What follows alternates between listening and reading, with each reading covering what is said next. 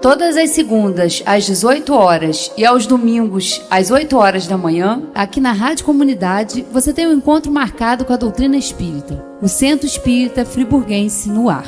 O ensinamento dos espíritos superiores através das palestras realizadas no Centro Espírita Friburguense, trazendo até você a codificação de Allan Kardec. Todas as segundas, às 18 horas e aos domingos, às 8 horas da manhã, o Centro Espírita Friburguense no ar.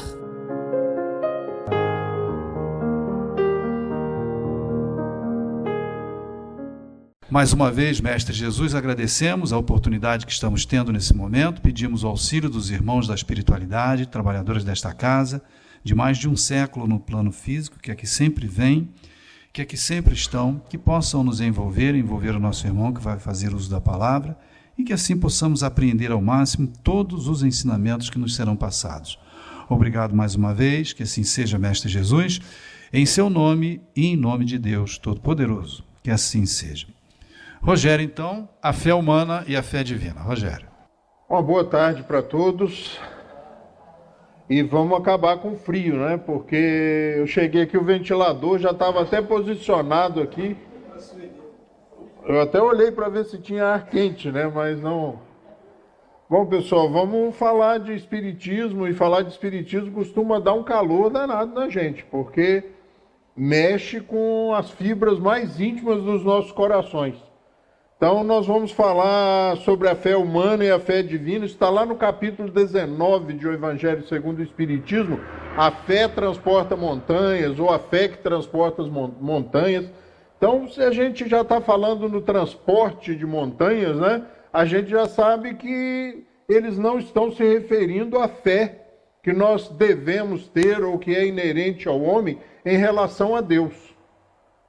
Eles estão falando da fé que muitas vezes falta ainda mais, falta muito mais do que a fé divina, do que a fé que nós temos numa força maior, num gerenciamento maior, num Pai Supremo, que é a fé em nós mesmos.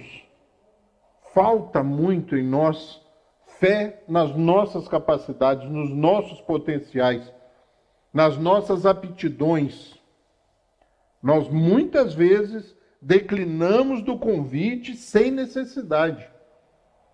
A gente abre mão muitas vezes de participar, de fazer, de realizar por falta de crença em nós, por falta de coragem, por falta de vontade, segundo os espíritos superiores. Então, lá no capítulo 19 do Evangelho segundo o Espiritismo, nós temos 12 tópicos. E nós vamos falar só do último tópico, do tópico 12.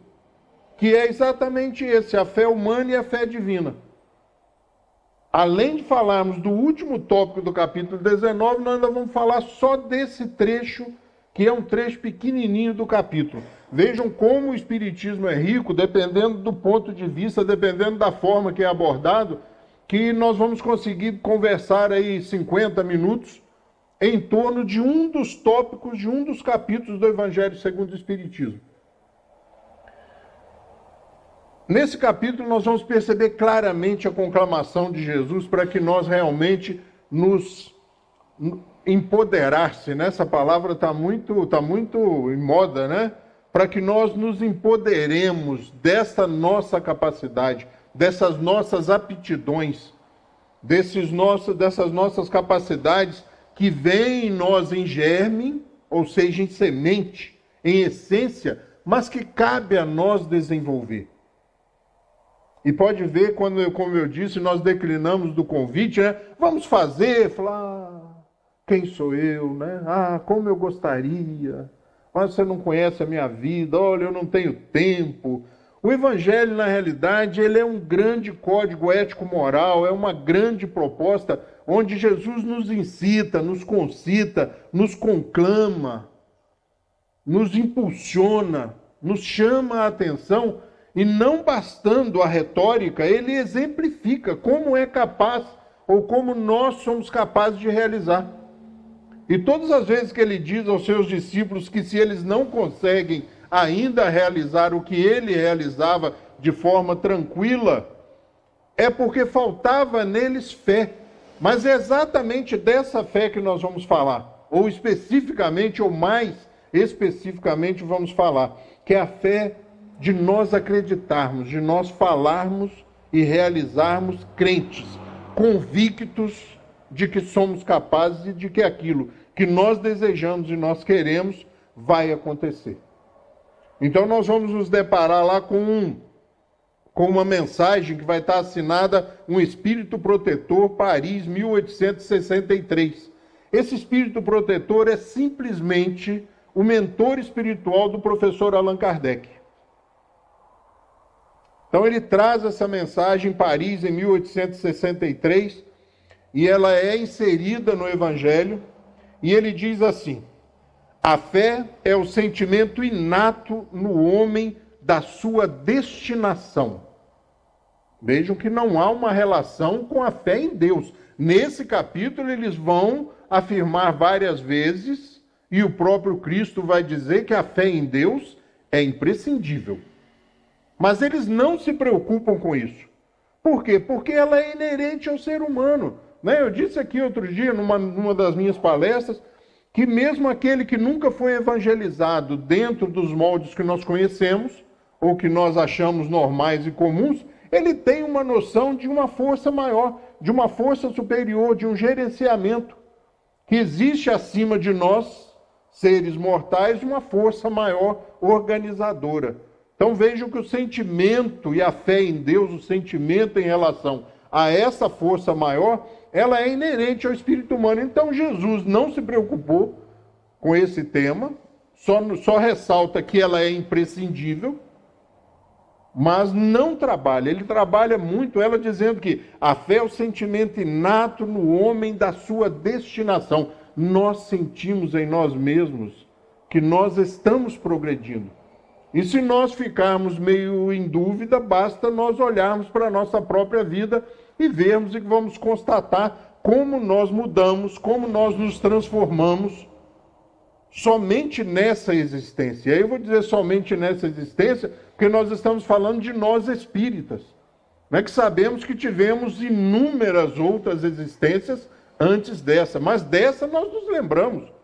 Eu, quando me lembro de alguns anos atrás, a constatação é assim: como eu era bobo. Isso não quer dizer que eu não seja bobo ainda, mas eu já fui muito pior. Então, mas eu sinto que há um progresso, eu sinto que há uma evolução. Continuando, o nosso amigo Espírito Protetor diz: é a consciência das prodigiosas faculdades que trazem germe no íntimo, a princípio em estado latente, mas que ele deve fazer germinar e crescer através da sua vontade ativa. Ou seja, nós trazemos esses potenciais, mas cabe a cada um de nós, espera-se de cada um de nós, a vontade de desenvolver essas aptidões. E nós vamos perceber como nós somos capazes de desenvolver as nossas aptidões a partir do momento em que nós começamos a cuidar das nossas aptidões, sejam elas quais forem, ou seja ela qual for. Qualquer coisa que nós começamos a fazer, eu estou vendo aqui pelo nós que estamos presentes aqui, não nascemos na era digital. Então nós tivemos que aprender a lidar com esses conhecimentos digitais. Aqueles que nasceram aí dos anos 2000 para cá, dos anos 98, 99 para cá, já entraram nessa era. Existe uma facilidade muito grande. Mas é muito comum, pessoas da nossa idade, você ouvir assim: eu não consigo lidar com esse negócio de WhatsApp, de mensagem, de Twitter, e eu não consigo aprender esse celular touchscreen, eu não consigo, eu toco ali, mistura tudo, vai desconfigurando tudo, e quanto mais eu mexo, vai ficando pior. É só persistir e insistir. Dentro de muito pouco tempo você domina a tecnologia. E vejam como a vida é desafiadora. Quando você está bem na pista, bem na foto, já operando o celular, ele para de funcionar, você tem que comprar um novo. Começa tudo de novo, porque é tudo diferente. Vejam que a vida trama positivamente contra nós, porque senão nós estaríamos ainda com o Nokia, aquele tijolão. Eu comprei o primeiro celular que saiu em Friburgo, primeiro lote de celular que saiu em Friburgo, Tinha 2 baterias, porque uma não aguentava, né? Elas eram assim, uma coisa linda, né? Um celular. Então a gente percebe que nós vamos aprendendo. Vou aprender a dirigir, né? Nos primeiros dias você pega no volante e o instrutor fala assim, troca de marcha. Aí você olha para a alavanca, o cara, não. Daí uns dias você está dirigindo, abrindo o vidro, trocando a rádio, colocando o CD, falando no celular, digitando. Tem gente que, vocês acreditam que tem gente que dirige e ainda digita? Vejam como nós somos capazes, até de estripulias, até de coisas inconvenientes nós somos capazes. Então os nossos potenciais são imensos, basta que nós dediquemos atenção, cuidado, que nós somos capazes de aprender qualquer coisa. Qualquer coisa. Continuando a mensagem, esse nosso amigo diz assim, até o presente, a fé só foi compreendida no seu sentido religioso. Lembrem-se que nós estamos falando da fé humana e da fé divina, né? Então, até o presente, a fé só foi compreendida no seu sentido religioso porque o Cristo a revelou como poderosa alavanca e porque nele só viram um chefe de religião. Então, a nossa relação com Jesus também tem que ser revista, também tem que ser transformada. Porque nós nos sentimos e nos colocamos historicamente tão distantes de Jesus que as suas propostas ficam utópicas, ficam distantes de nós. Não, isso era coisa para Pedro, para Paulo, para aqueles que estavam ali no primeiro momento, espíritos preparados. Não é o que Jesus diz, né? E aí, continuando, ele diz assim, mas o Cristo, que realizou verdadeiros milagres, mostrou, por esses mesmos milagres, quanto pode o homem que tem fé, ou seja, que tem a vontade de querer e a certeza de que essa vontade pode realizar-se a si mesma. Agora ele não fala em iniciados, em pessoas especiais, ele fala no homem, ele fala em todos nós. Quando vocês tiverem fé, farão o que eu faço e coisas ainda maiores, mais extraordinárias. Ele não ia brincar com a gente, muito menos mentir. O que falta muitas vezes é essa confiança de nós acreditarmos que podemos realizar. Olha, eu estou com uma dor de cabeça, eu estou mal, você pode me aplicar um passe para ver se eu melhoro? Vamos ver o que a gente pode fazer, né? Vamos ver o que os amigos espirituais podem fazer. Já começou a transferir a responsabilidade. Você sabe que o passe está muito ligado ao merecimento, ou seja, você já está com medo de colocar a mão na massa. Dor de cabeça para passe é uma brincadeira, gente. Esses são os primeiros exercícios da fluidoterapia, do magnetismo, né? Então é acreditar, é você olhar para Jesus de forma diferenciada, sabe, tirá-lo da cruz, porque ele lá esteve, só esteve lá durante o tempo necessário para que se cumprisse o que tinha que se cumprir. O resto era trabalho, era exemplificação, era missão de fazer com que nós acreditássemos em nós mesmos, mostrado que o homem é capaz, mostrado que o ser humano, quando acredita, tem fé nele mesmo, quando ele diz com força, com disposição, eu vou fazer, vai dar certo. Dá certo. Mas isso é meio, lúdico, isso pode não acontecer. Você não disse com a força necessária e com a convicção necessária. Você não está crente, você não está convicto daquilo que você é capaz. O ser humano é assim, nós estamos sempre dispostos a ajudar e a ser ajudado. Falta-nos muitas vezes a consciência de que somos seres gregários, seres sociais. E às vezes nós achamos que ele pode fazer, que ela pode fazer, que aquela pessoa pode fazer. Mas como ela chegou até ali? Como ela conseguiu essas qualidades, esses pendores, essas aptidões para poder realizar alguma coisa que nós nos achamos muitas vezes vetados, né? Ou bloqueados ou impedidos de realizar. Ela começou do pequeno. Ela começou realizando pequenas coisas. E a vida é assim, né? Você começa a lidar com pequenos desafios e acha que venceu o desafio e fala: agora eu venci esse desafio, agora a vida vai ficar mais tranquila. Não. É exatamente ao contrário. Venceu esse desafio, vamos para o próximo. E o próximo é sempre um pouquinho maior.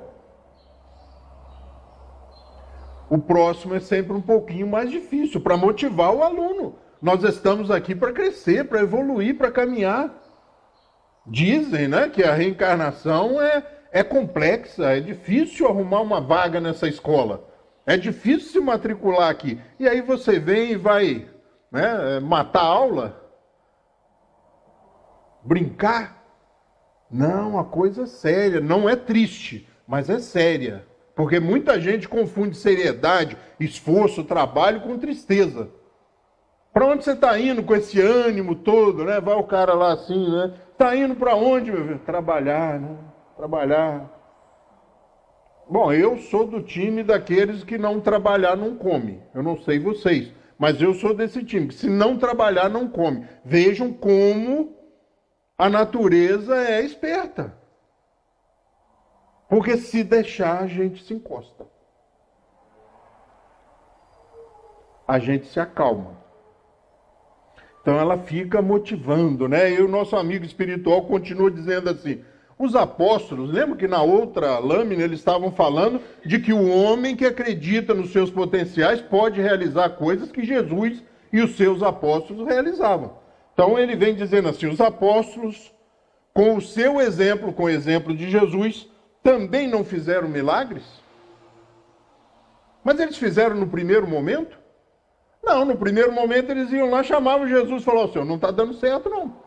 O obsessor não quer ir embora não. O senhor vai lá para ver o que está acontecendo com aquele menino lá, porque nós já falamos com ele, já falamos que é em nome do Senhor, em nome de Deus, e ele está rindo, ele está brincando com a gente.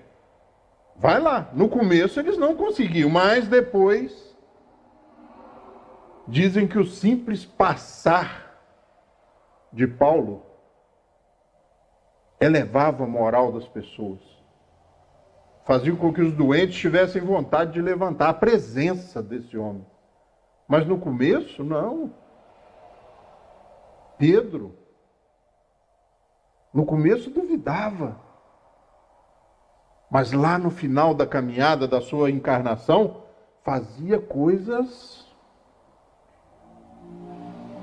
O que você está querendo aqui? Uma moeda, senhor. Não, moeda não tenho, mas toma seu catre, toma sua cama e se vá. Curava com a fala. Jesus tinha dito para eles que eles fariam isso no dia que tivessem fé. E eles faziam.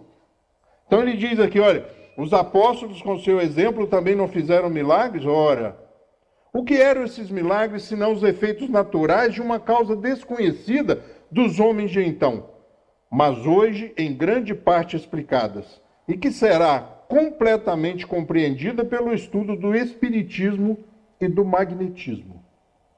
Gente, isso é Evangelho segundo o Espiritismo, capítulo 19, item 12.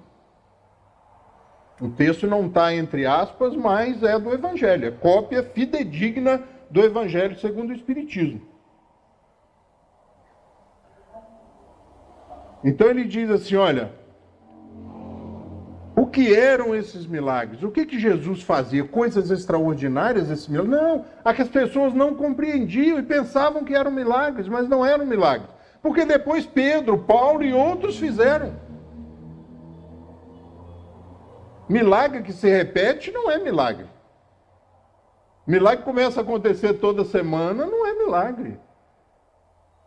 E lá na Gênesis nós vamos encontrar sobre os milagres dizendo assim, milagre não existe. As pessoas levam até um choque, né? Mas não existem, segundo a compreensão do Espiritismo. Então ele diz, e que será completamente compreendido, ou seja, esses acontecimentos, esses fatos extraordinários serão totalmente compreendidos quando nós estudarmos o espiritismo e o magnetismo. O espiritismo a gente tem até estudado, mas o magnetismo a gente não tem cumprido a recomendação do professor Allan Kardec dos Espíritos Superiores, que nas 5 obras fundamentais da doutrina espírita fazem menção ao magnetismo 380 vezes.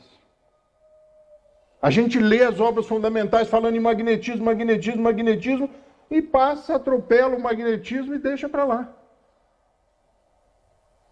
Vou aplicar o passe em você, Abel. E se Jesus quiser, se os amigos espirituais quiserem, se o seu mentor espiritual quiser, se você tiver merecimento, vai dar certo. Quer dizer, eu não preciso estar aqui então. Com tanta gente, com tanta regra, com tantas... Não preciso. Agora, se você arregaça as mangas e fala assim, meu filho, vou resolver isso agora. Ah, isso é pretensão, você está sendo pretensioso. Se eu não confiar em mim, quem vai confiar? Se eu não me dispuser e acreditar que por trás dessa minha disposição vai haver aí sim o apoio dos amigos espirituais, do mentor espiritual daquele que está sendo ajudado, dos trabalhadores do Mestre Jesus. Mas eles vão ajudar quem? Quem se dispõe, quem está disposto, quem está com vontade. Não aqueles temerosos, de lábios moles, né? Ah, vamos ver o que a gente pode fazer, né? Nós vamos aplicar um passezinho, depois nós vamos preparar uma aguinha.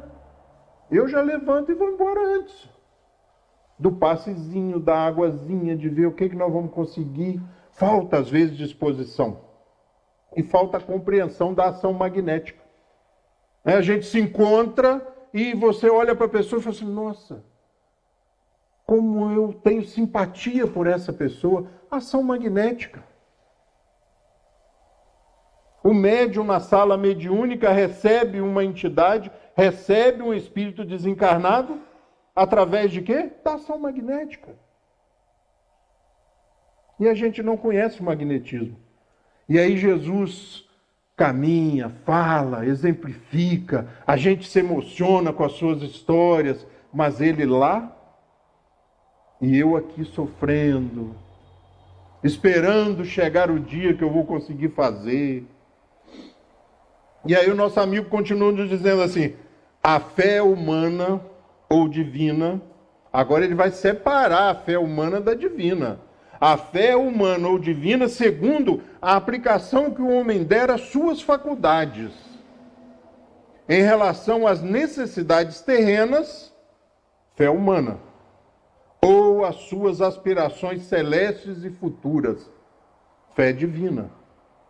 Mas no que diz respeito às minhas aspirações humanas, eu preciso da fé humana. Vou ler de novo, olha, a fé humana ou divina, segundo a aplicação que o homem der às suas faculdades em relação às necessidades terrenas ou às suas aspirações celestes e futuras.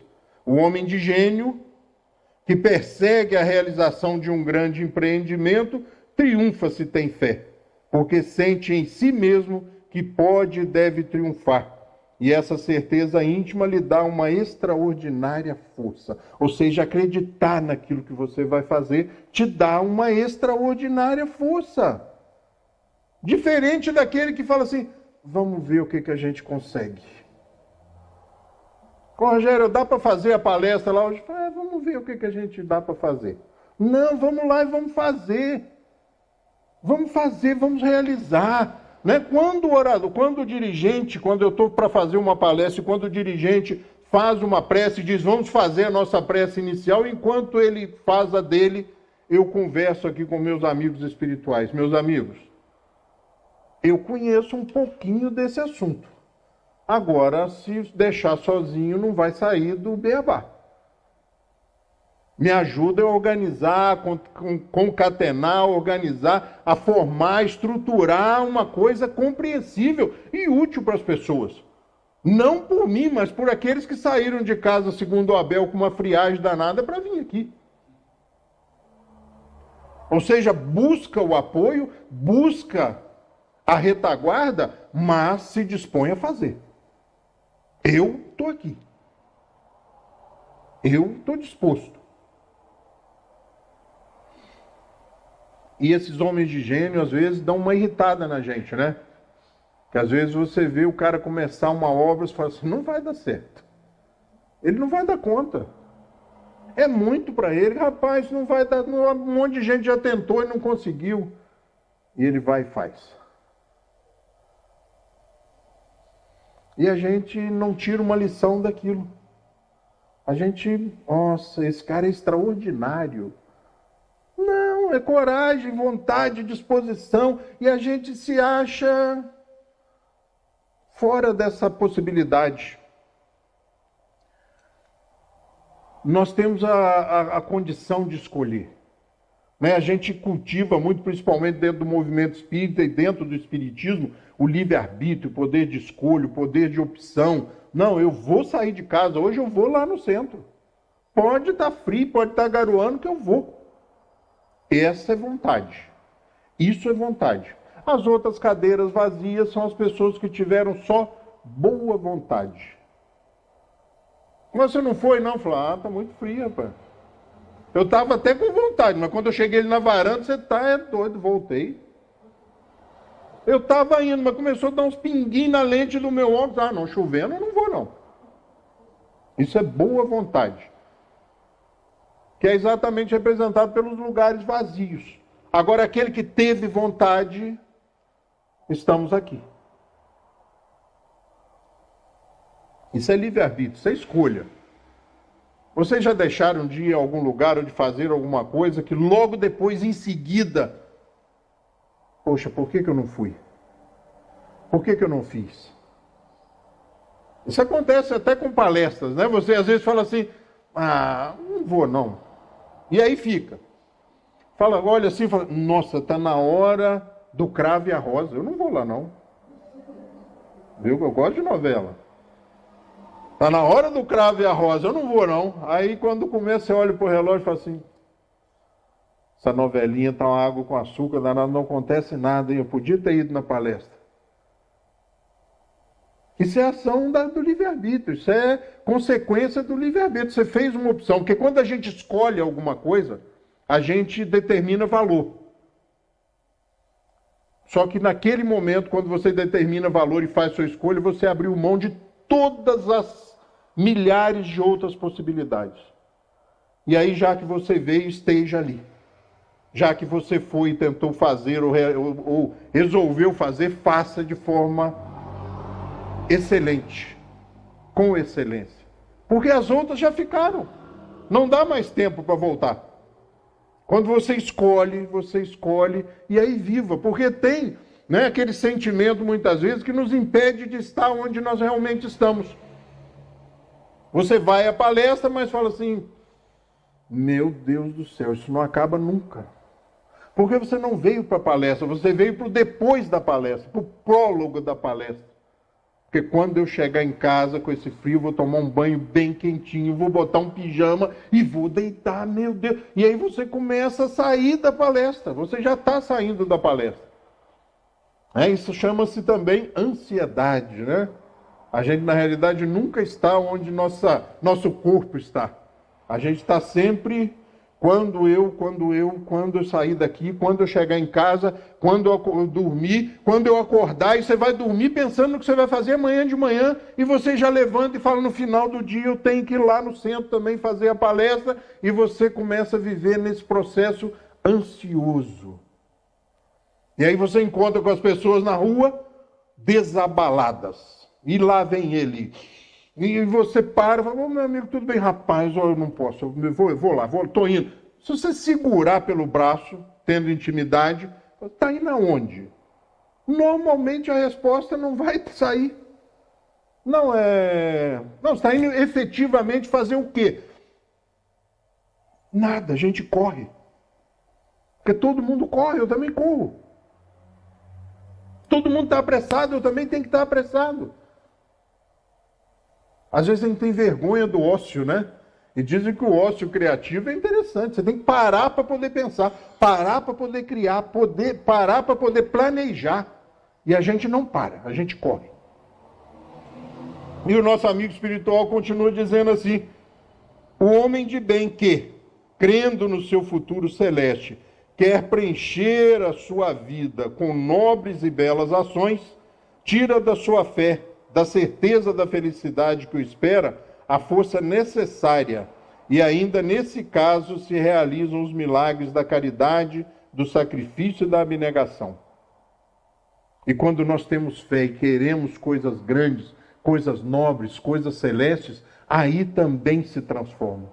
Porque quando nós ouvimos os exemplos de Jesus, quando nós ouvimos sobre as suas peripécias, sobre as suas aventuras, nasce em nós e cresce em nós uma vontade de quero fazer igual. Eu queria ser assim. Como eu gostaria de ter essa coragem, essa disposição, esse destemimento, essa força. Pois seja. Pois faça. Realize. Mas a gente foi condicionado e treinado muitas vezes a fazer uma coisa muito mais fácil, né? Ah, quem sou eu? Como eu gostaria?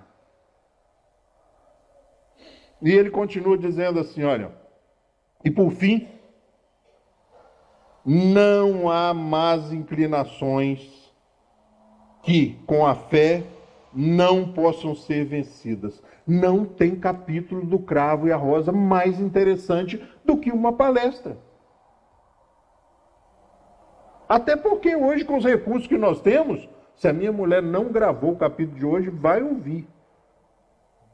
Ontem eu tinha 4 capítulos, então eu tenho andado meio correndo, então ontem eu tinha 4 para assistir, já assisti 2, Ângela. Tem 2 mais o de hoje, então eu estou tranquilo, eu estou com estoque de 3 capítulos. Hoje tem a técnica, né? Tem a tecnologia para a gente gravar, para a gente guardar os episódios, para protelar um pouquinho, para escolher o que é mais importante, o que é mais relevante, o que vai fazer diferença na minha vida e não vai me fazer me arrepender de não ter ido, de não ter feito, de não ter realizado, de não ter acreditado. Então não há má inclinação, não há tentação suficiente que não possa ser vencida com essa fé, com a conciliação dessas duas fés, com a união dessas duas fés, que é a fé humana e a fé divina.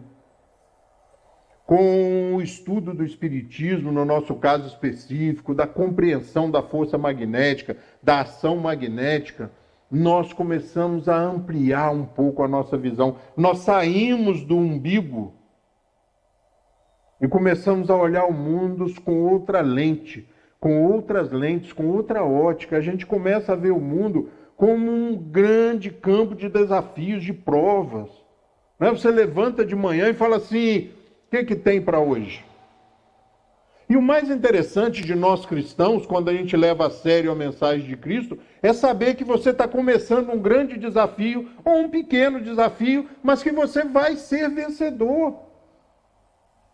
Porque ele diz que não se coloca uma cruz ou um peso grande em ombros fracos. Ou seja, todos os desafios que se apresentam nas nossas vidas são inerentes e coerentes à nossa capacidade.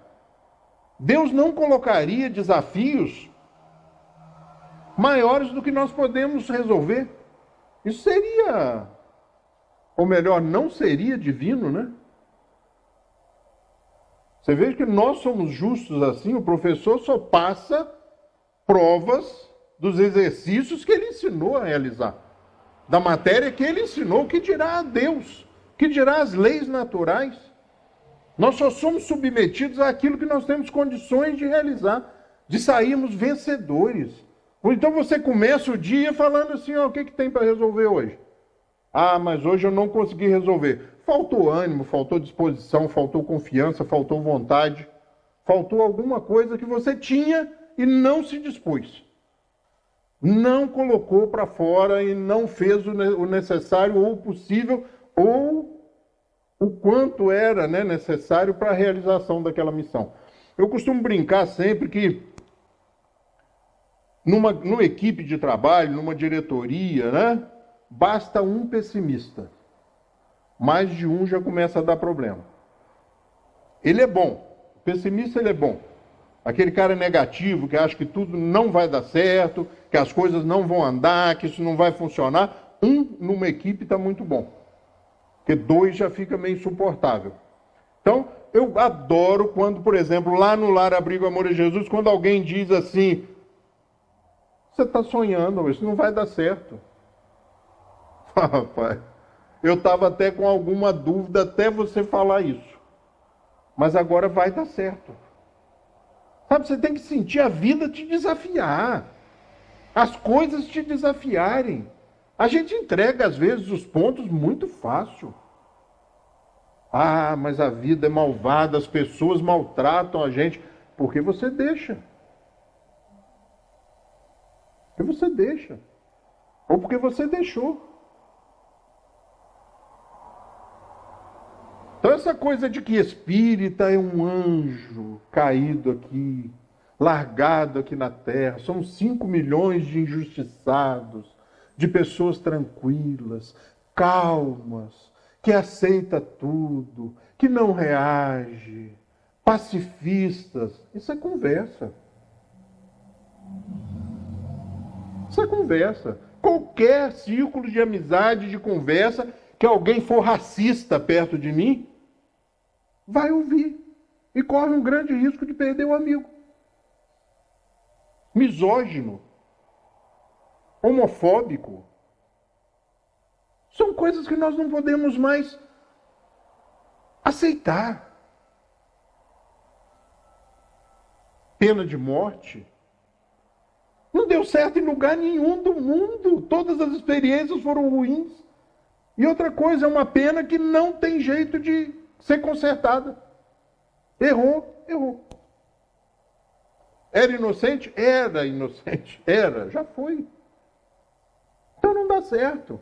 E aí você ouve num ciclo de amizade, numa festa, né? As pessoas estão se preparando para cortar o bolo, coxinha quentinha, essas coisas eu sou chegado, assim, né? Então você está ali na festa, naquele ambiente, de repente, não, isso aí tem que... Só pena de morte.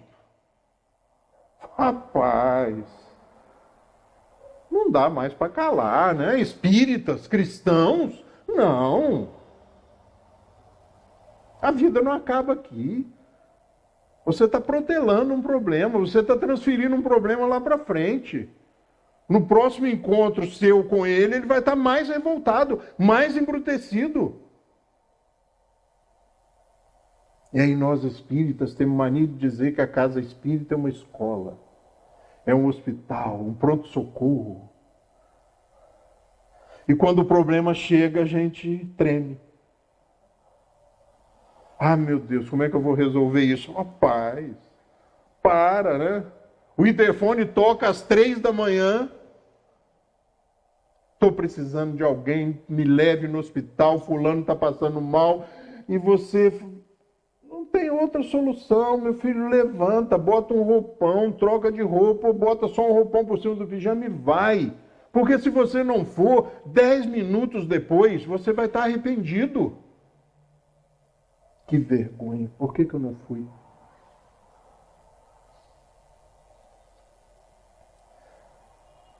A vida, ela é muito...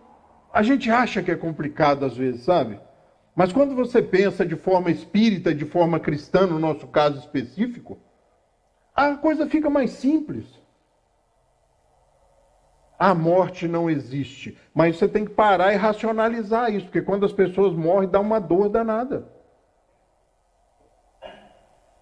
O que deveria ser uma saudade antecipada é um sentimento de quebra, de rompimento, de fim. Então, antes, você tem que parar e racionalizar. E às vezes eu digo nas palestras assim, eles estão vivos. Eles estão vivos. Eu já conversei com eles. Hoje eu tenho convicção de que eles estão vivos.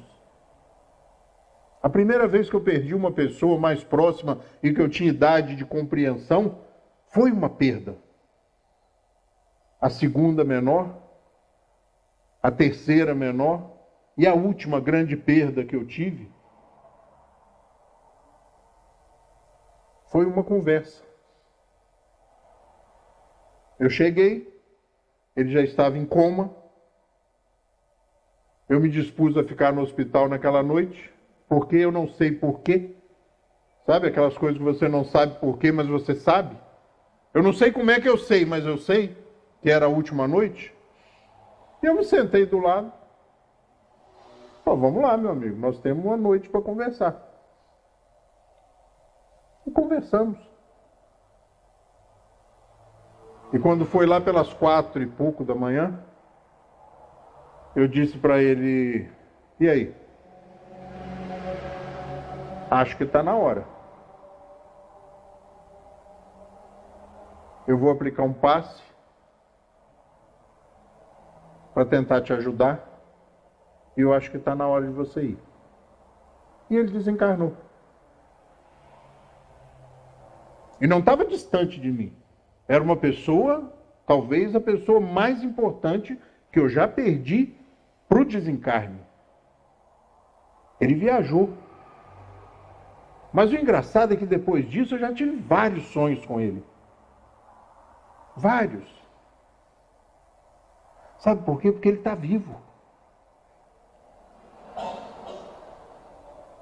Então, assimilar os conceitos, acreditar em você, acreditar no que Jesus falou, acreditar no que o Espiritismo nos propõe, olhar com as luzes do Espiritismo para a vida, no nosso caso específico, é lógico, os nossos irmãos católicos vão olhar com as luzes católicas, né, os protestantes, e vamos por aí afora.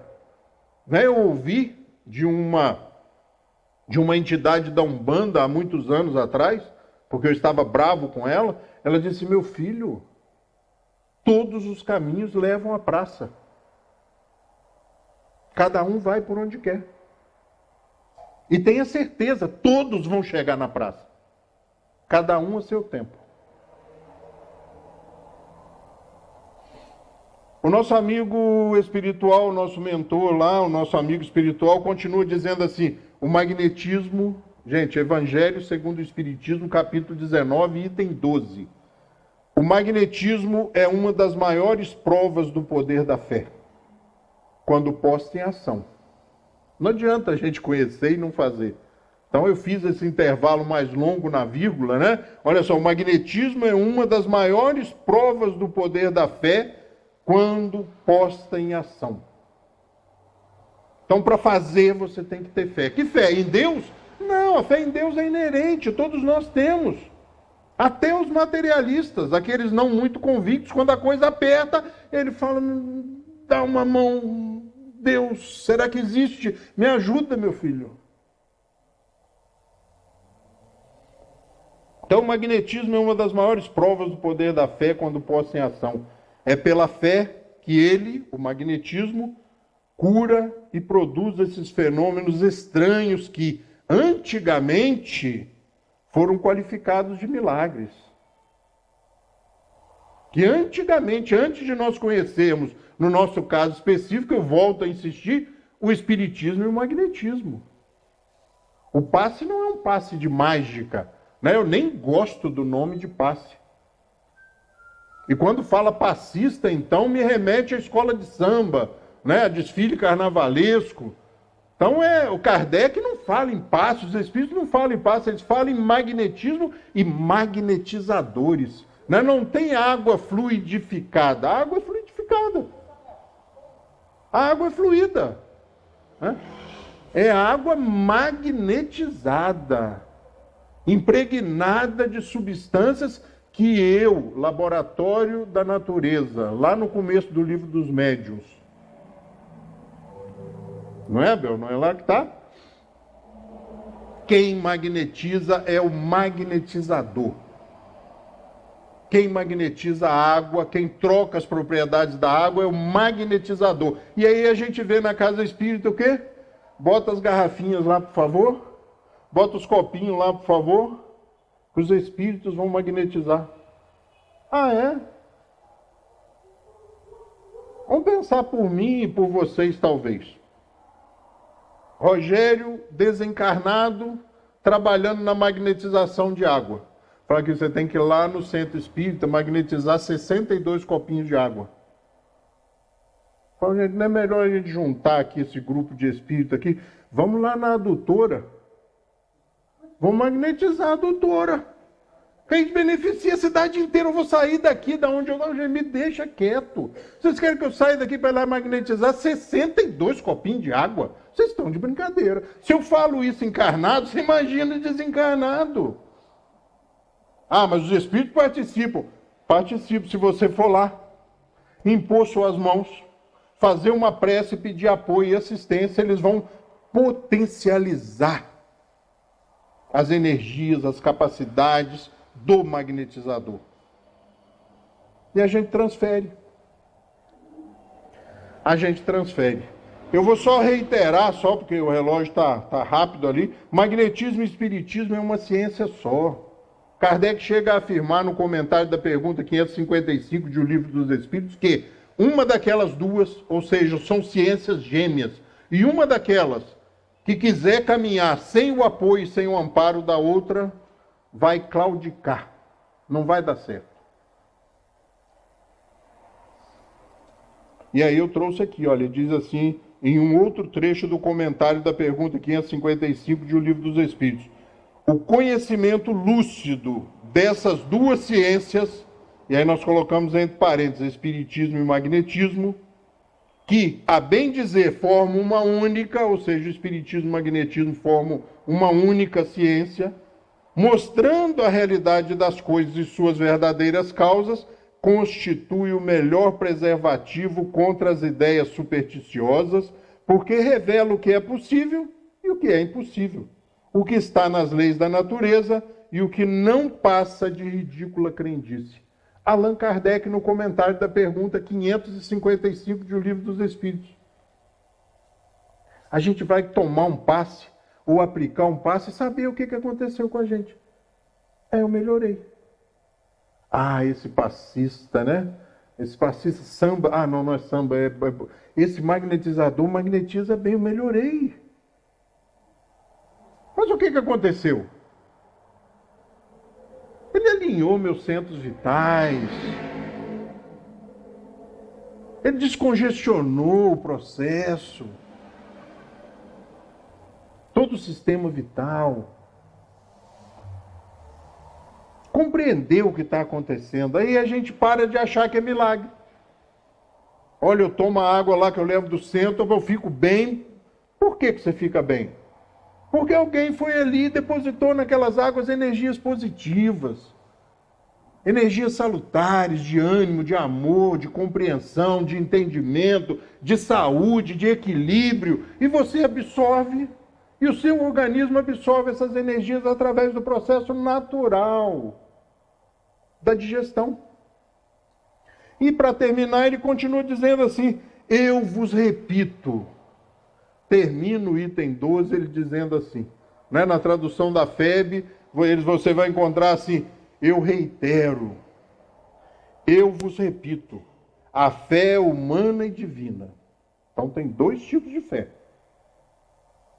Se todas as criaturas encarnadas, gente, todas as criaturas encarnadas, todas, você não está fora desse processo. Se todas as criaturas encarnadas estivessem suficientemente persuadidos da força que trazem consigo, e se quisessem pôr a sua vontade, a sua disposição a serviço dessa força, seriam capazes de realizar o que até hoje chamais de prodígios, e que é simplesmente o desenvolvimento das faculdades humanas.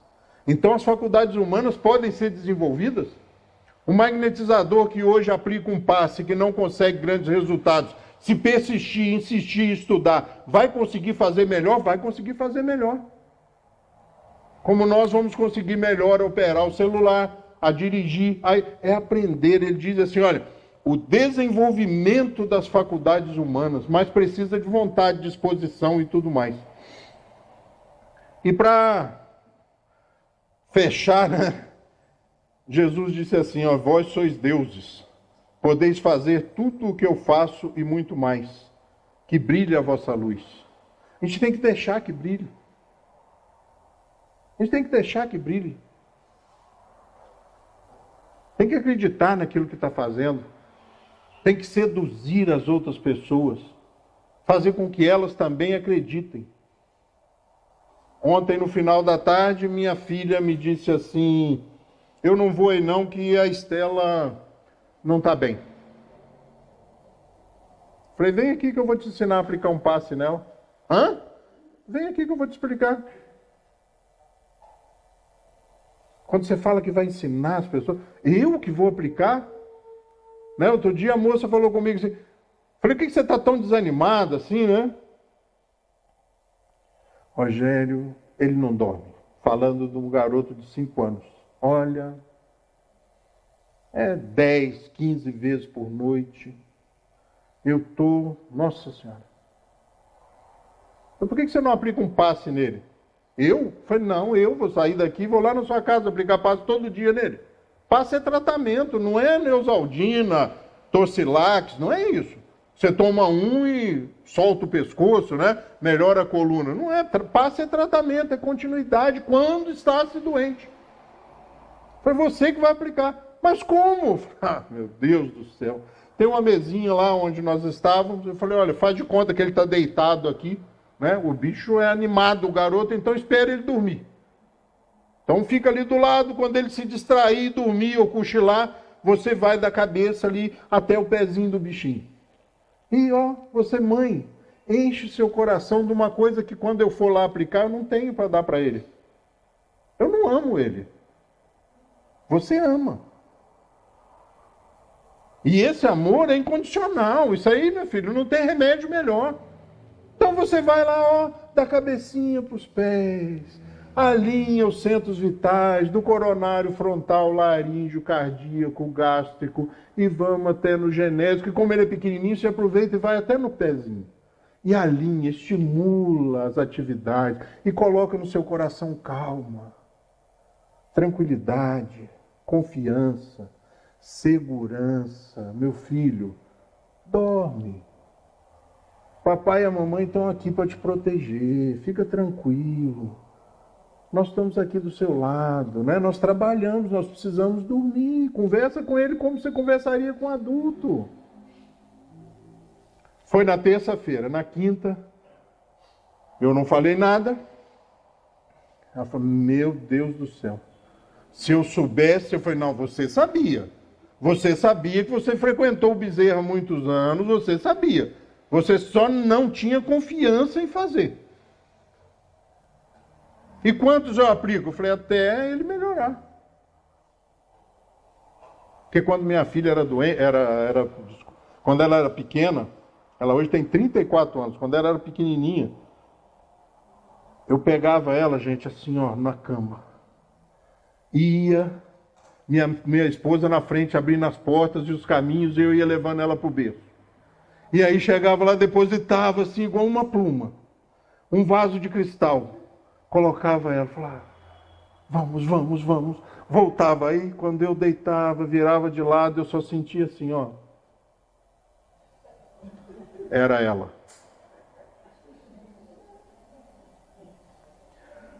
Dez, 15 vezes.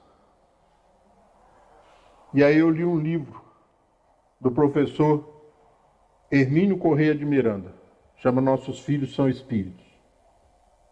E ele faz um estudo da teoria da professora e cientista Ellen Van Bach.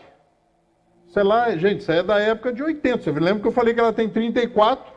Né? Então ela era bebê. Então você lembra lá o livro, né? E ela diz isso, conversa com a criança.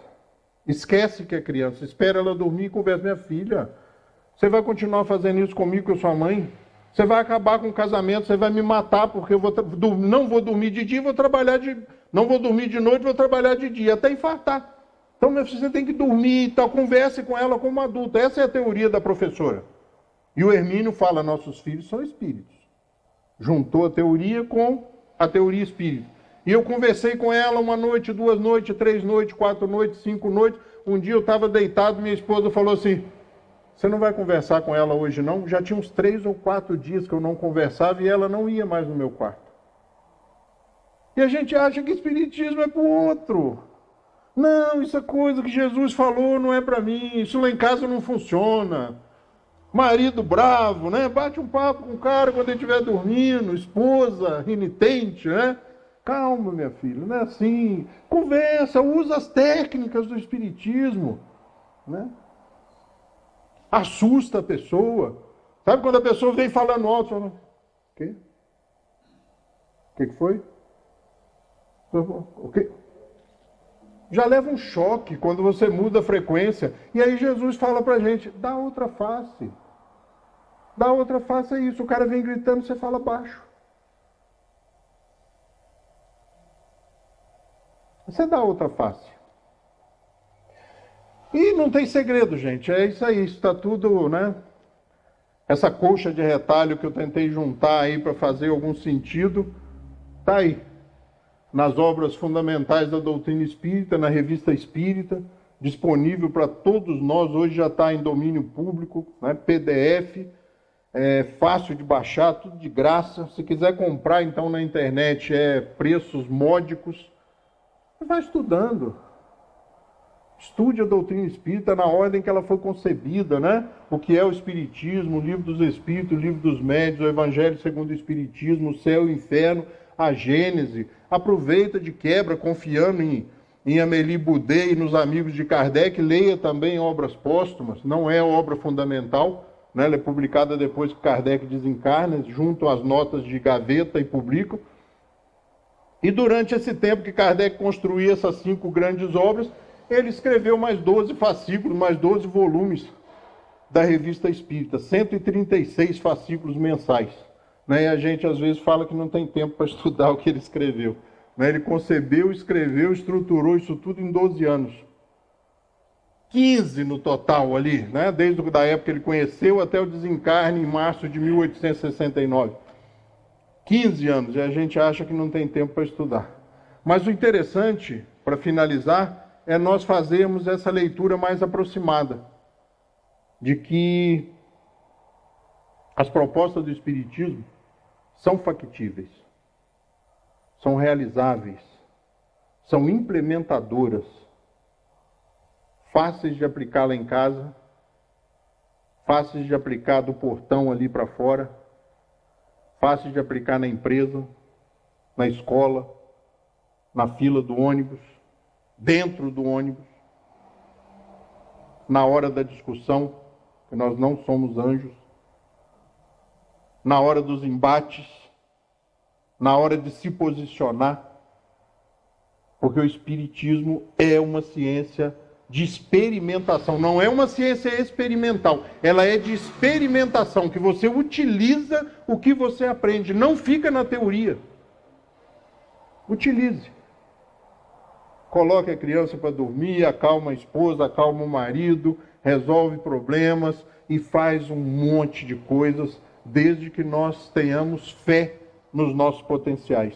Que Jesus nos abençoe a todos, que nós tenhamos lembrado de gravar o cravo e a rosa.